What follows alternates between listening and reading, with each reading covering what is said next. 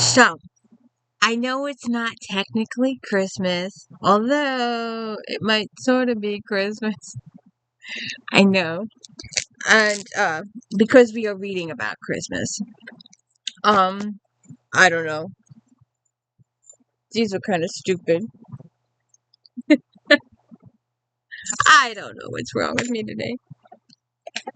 I've got a little snow going on today, just a little. And yeah, this would be so much better if the tree was green. It would. It would look so much better. Um. So, anyways, if you haven't checked out some of my Christmas stuff, check out my Christmas stuff. Which reminds me, I need to make that one video. But anyways, slashing through the snow. Oh, and by the way, this is the D. Louise book series. I'm Christina K-R-S-T-I-N-A. This is where we read books, talk about books, no special effects, no theme, no fancy schmancy stuff here. I just read the book and I talk to you about the book. People are like, well, you didn't write it. Well, no, I didn't write it. I just read it and I'm talking to you about it. And we read this one, book 2. And we read book 3. I mean, this is 1. So if you haven't watched the video, please watch it. 12 Slaves of Christmas. And 'Twas the Night Before Christmas. And this is the last one for now. There's another one out there in the universe. We shall get to it at some point. But this is the last one for now. So Holly lives in Mistletoe, and they do Christmas all year round. And her parents have built her the inn to manage. And there are some. She's got Holly. She's got a mother and a father. She's got Sheriff Evan Gray is her boyfriend. Wendy owns the Busy Bean. Millie and Jean own Sweet Scents, or in the beginning it was Sweet Scent Candles. Now it's Old Fudge. It changed somewhere.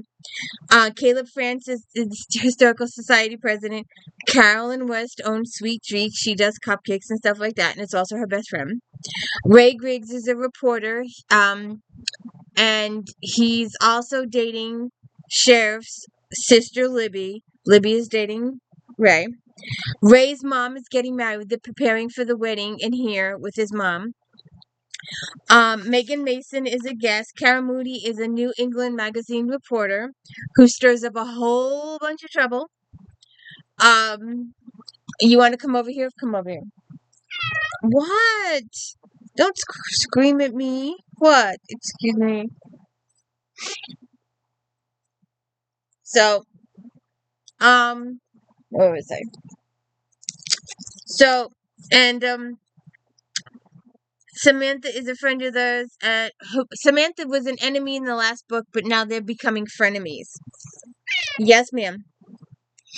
So, they're hanging out with Cookie.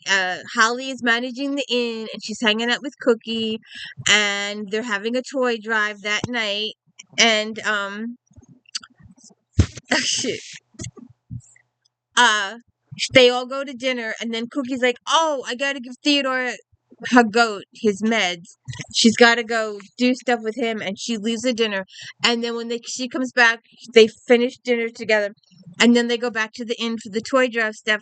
And when they get back to the inn for the toy drive stuff, the mean reporter from the magazine who was threatening to do all these kinds of exposés on their town and who had never written a nice word about anybody because nice didn't get the ratings. It was the harassment, they're no good, this is awful, don't go there, it's a cheap place, blah blah blah blah blah.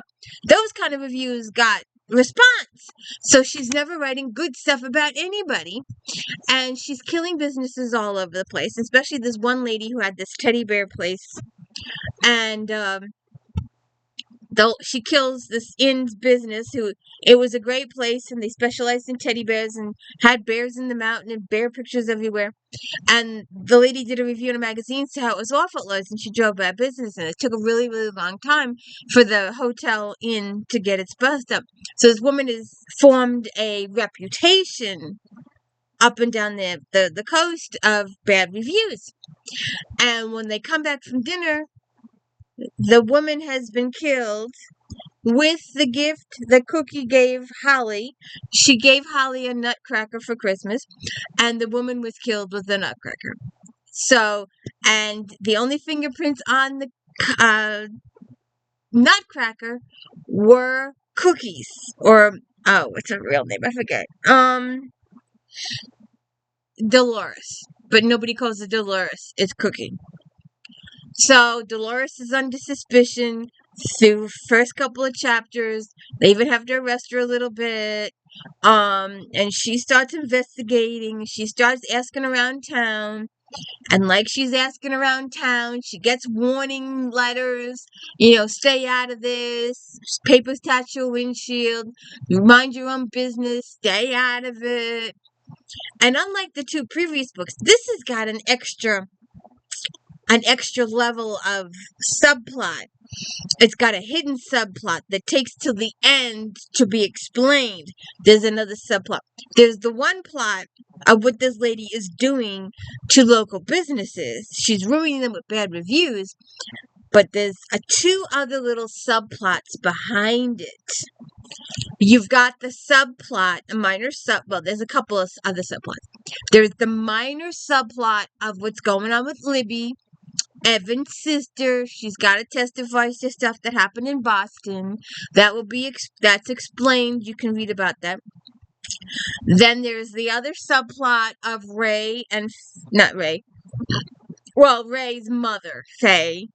I forget the name of her boyfriend. Getting married. So they're all planning the wedding for that.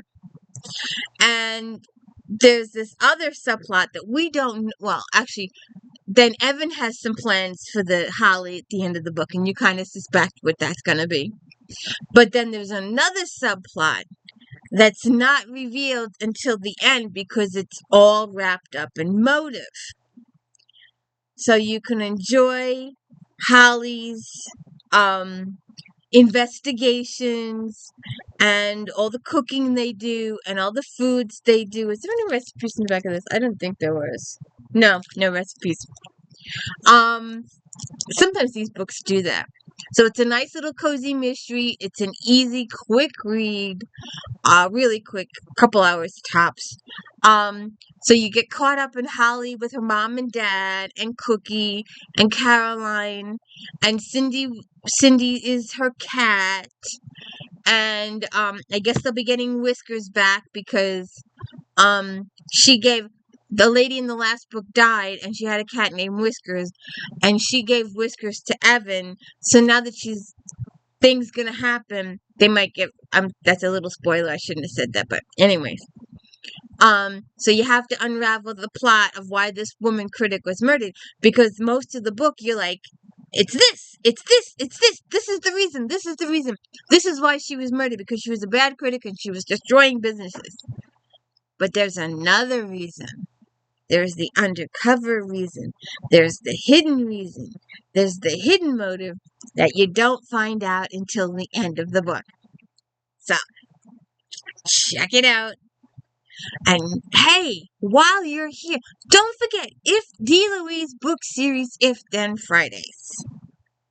If you're looking for a homicide, a vampire, a werewolf, forensic, African American authors, Black authors, Native Americans, lawyers, detectives, Scotland Yard, Regency, Cozy Mystery Thanksgiving, Cozy Mystery Christmas, Cozy Mystery Halloween, Cozy Mystery St. Patrick's Day, all those, they're out there. There's over 100 and something of them. So check this out. And don't forget, Star Trek Next Generation recaps every Friday, or we're now doing Voyager recaps every Friday. And of course, the unboxings. I do not know what's in those boxes when I get them. Do not know. I did not ask for those books. I do not want those books. The books get delivered. We find some interesting ones, do a video on them, and then we ship them out to the different charities that we have, like 4 different charities that we deliver to. So we divide them up on who wants what, who gets what.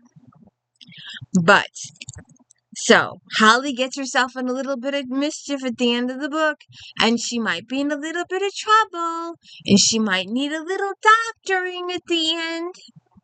So you'll have to check Holly and her friends, and how to solve the mystery of who killed this awful critic, this mean, cruel critic that was roaming around town, and discover that that may or may not have been the real reason she was killed. There may be a hidden reason, a hidden one that you just can't see. So see what happens. Have a good one.